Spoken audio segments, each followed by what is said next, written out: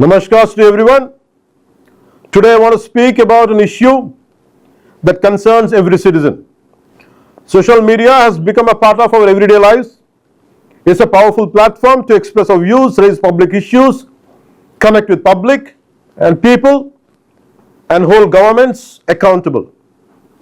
Freedom of speech and expression is a fundamental right guaranteed by our Constitution, and our government, our NDA government, fully respects that right.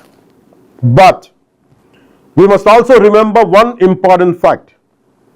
Freedom of speech is not absolute or unconditional. It has its own limitations, and it comes within its own legal implications when it violates the rights of others. Article 19, Clause 2 of the Constitution places reasonable restrictions in the interest of the sovereignty and integrity of India, national security, public order, decency, morality, defamation, and preventing incitement to offences. In simple words, freedom of speech does not mean the freedom to abuse. I reiterate, freedom of speech does not mean the freedom to abuse. You have the right to criticize government. You have the right to question us. You have the right to disagree with our decisions. This is democracy and we welcome it. But abusing someone, issuing death threats, spreading false allegations, targeting women, insulting religious beliefs, attacking someone's dignity, or provoking violence are not protected under the Constitution. They are criminal offences. Over the past few years, we have seen a disturbing increase in the misuse of social media.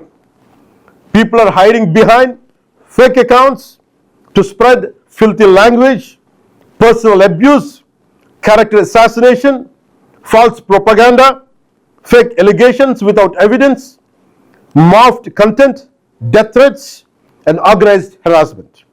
Women are being targeted with unacceptable abuse. Even our gods and goddesses are being insulted with malicious intent. This is not freedom of expression. This is not healthy criticism. This is not democracy. Let me make one thing very, very clear. Constructive criticism, fair comment, and satire have an important place in democracy. We have absolutely no objection to people expressing different opinions. But malicious falsehoods, hate speech, criminal intimidation, cyber harassment, organized abuse, and deliberate attempts to destroy someone's reputation cannot be accepted in the name of free speech. Another point I want to make very clear is this. Crime has no caste. Criminals have no caste. Crime has no religion. Criminals have no religion. Crime has no political affiliation. Criminals have no political affiliation. No one should commit an offense and then try to hide behind your caste, your religion, or politics. Before the law, every citizen is equal and every offender will be treated equally. To every citizen who has suffered because of social media abuse, I want to say this. You are not alone. Your government stands with you. The Deputy Chief Minister's office will establish a dedicated mechanism to receive complaints relating to social media abuse. Citizens can submit screenshots, links, videos, and other digital evidence. Every genuine complaint will be examined and forwarded to the appropriate authorities for legal action. I also appeal to responsible citizens to help identify fake accounts and habitual offenders who repeatedly misuse social media to spread abuse, threats, misinformation, and hatred. This is not just the government's responsibility, it is our collective responsibility.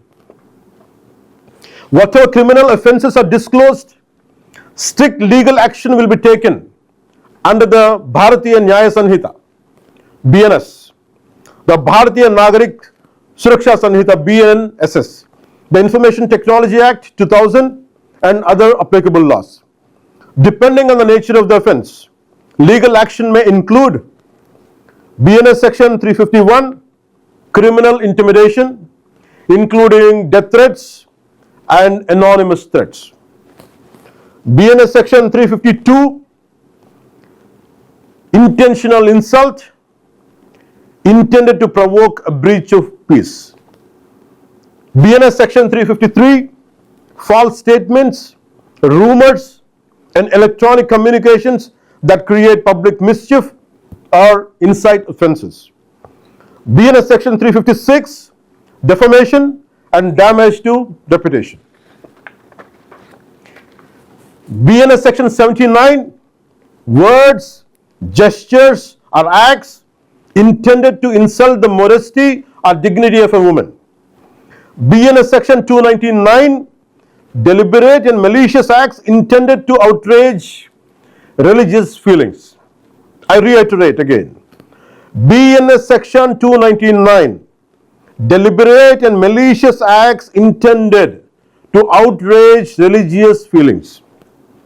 BNS section 196, promoting enmity or hatred between different groups and disturbing public harmony.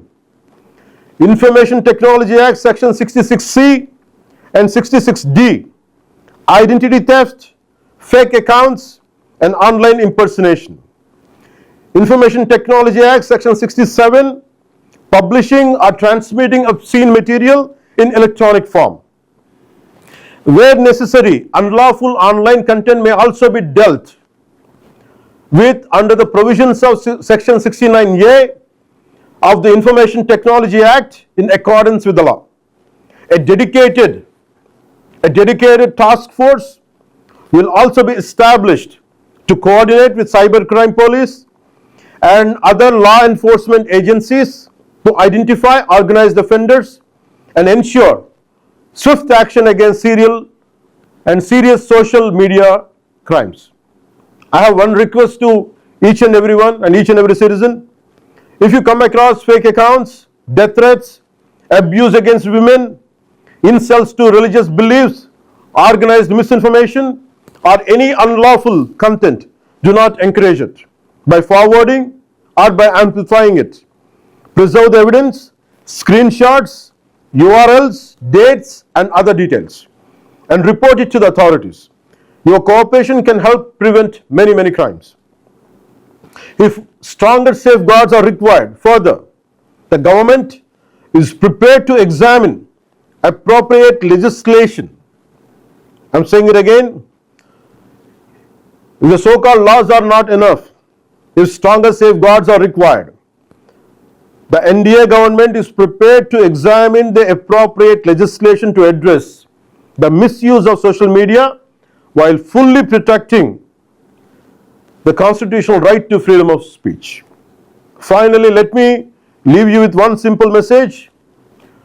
Our words should reflect responsibility, our language should reflect respect, our freedom should always be exercised with accountability. Social media should bring people together, but not to divide society. You question us, you criticize us, you express your opinions, but do it with dignity. Do it with responsibility. Do it with respect for the law. This is how we strengthen our democracy. If you cross your lines, be ready to face the consequences. Thank you and Jai Hind.